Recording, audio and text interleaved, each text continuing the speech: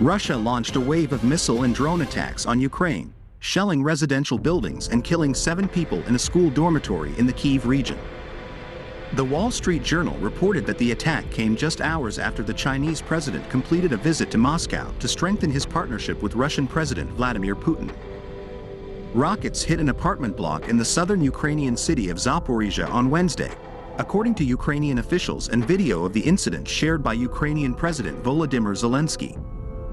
1 person was killed and at least 33 people, including 3 children, were injured in the attack, according to local authorities. Separately, Zelensky visited Ukrainian troops on a front in eastern Ukraine near the town of Bakhmut. Zelensky presented military awards to troops defending the area, which had become the center of the battlefield in the war. It is sad to see the cities of Donbass, where Russia has brought terrible suffering and destruction, Zelensky said in his evening speech on Wednesday. Almost constant hourly air warning sirens in Kramatorsk, constant threat of shelling, constant threat to life. The intensified shelling highlights the increasingly limited space for negotiations with the Kremlin, Ukrainian officials say. Zelensky said last night's attack represented a night of Russian terror in a post on Twitter. Every time someone tries to hear the word peace in Moscow, another order is given there for such a criminal attack. I don't think China has ever been in the position of being an impartial intermediary between Russia and Ukraine, said Yevgenia Gaber, a former Ukrainian diplomat. Regarding China's peace initiative, that is the best and shortest way to freeze the situation on the ground, to reward Russia with territorial advantages. Ukrainian air defenses shot down 16 of the 21 drones launched by Russia, the Ukrainian Air Force said on Wednesday. Ukraine also identified the drone as Iranian-made Shahed drone. Iran began supplying Russia with drones last year, deepening the military alliance between the two countries and helping Moscow's forces get past Ukraine's air defenses. At least one of the drones fired overnight hit a school dormitory in the Kyiv region, killing 7 people, starting a fire and trapping others under the rubble, according to Ukrainian authorities.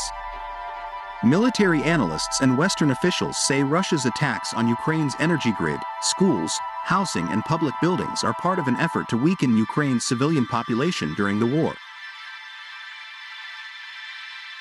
Ukraine has beefed up its air defenses with domestic expertise and the addition of Western systems, but low-flying, slow drones have proved challenging.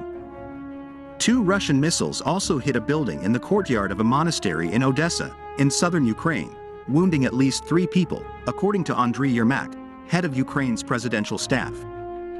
The air defenses shot down another 2 rockets, Yermak said on Twitter, posting a video of rescue workers responding to damaged buildings. The air defense shot down all the drones that fired at the capital, Kyiv, the city's military administration said in a post on Telegram. It was not immediately clear whether the statement also referred to the drones that also hit school dormitories in the wider area. Tonight, the terrorist nation launched another deadly unmanned aerial vehicle towards the capital, said Serhiy Popko, head of the city's military administration. Ukrainian authorities issued an airstrike alert across central and northern Ukraine overnight, including in the Chernihiv, Poltava, Cherkasy, Zhytomyr and Sumy regions. In an effort to counter Russian drone attacks, Western governments have delivered advanced weapon systems to Ukraine such as the Patriot and SAMP-T batteries, along with power generators and spare parts to help the country improve its energy grid. Ukrainian and Western officials also say that Russia is slowly depleting its stockpile of cruise missiles and drones. Russia says it will not run out of weapons. In Crimea, a Ukrainian territory that has been occupied by Russia since 2014, a Moscow-appointed governor said Russian troops had repelled a Ukrainian naval and air drone attack on Russia's Black Sea Fleet based in the city early Wednesday. The governor said in a Telegram post that no Russian warships were damaged in the attack. The transport authority in the Crimean city of Sevastopol said on Telegram that passenger ships and ferries had been temporarily suspended after the attack. Dmitry Medvedev. If ICC arrests Vladimir Putin, Russia will declare war. Former Russian President Dmitry Medvedev has warned of attempts by the International Criminal Court, ICC, to arrest President Vladimir Putin abroad. That action would be considered a declaration of war. The Hague-based ICC issued an arrest warrant for Putin on Friday, the 17th of March 2023, over the alleged deportation of Ukrainian children to Russia. It is clear that this situation will never materialize, but let's imagine if it does, said Dmitry Medvedev in a video posted to Telegram on Wednesday, the 22nd of March 2023.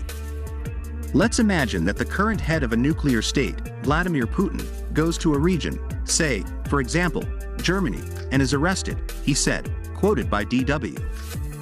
What does it mean? It would be a declaration of war on the Russian Federation, he said. And in this case, all our assets, all our missiles and so on will fly to the Bundestag, to the German Chancellery, he added. ICC orders 123 members to arrest Vladimir Putin. Russia is not a member of the ICC and has not agreed to jurisdiction over the order to arrest Vladimir Putin. So that the ICC does not have full authority to arrest Russian President Vladimir Putin. However, the ICC has another way, namely by asking the help of 123 ICC members to arrest Vladimir Putin if he travels to one of the 123 countries. The ICC has asked its member states to carry out the arrest of President Vladimir Putin if Putin visits his country, quoted from France 24. On Monday, the 20th of March 2023, the Investigative Committee of Russia opened its criminal investigation to ICC Chief Prosecutor Karim Khan. The Russian Investigative Committee said Karim Khan's actions violated 2 Russian laws relating to accusing innocent people of committing crimes, quoted from RT. They say the ICC is preparing attacks on representatives of foreign countries that enjoy international protection to complicate international relations. In a Telegram post, the Russian Investigative Committee said it had opened a case against ICC prosecutor Karim Ahmad Khan, Judge Tomoko Akane, Rosario Salvatore Itala and Sergio Gerardo Ugalde Godinez. Karim Khan allegedly sent a petition on the 22nd of February 2023 to the pre-trial chamber of the ICC seeking warrants for the arrest of Putin and Russia's Commissioner of Children's Rights, Maria Lvova-Belova, on charges of illegal deportation of children from Ukraine. His petition was approved by the judges mentioned above. On Wednesday, the 22nd of March 2023, the legislature ICC condemned threats against the court for its warrant. The presidency of the Assembly deplores attempts to obstruct international efforts to ensure accountability for acts prohibited under general international law, it said in a statement.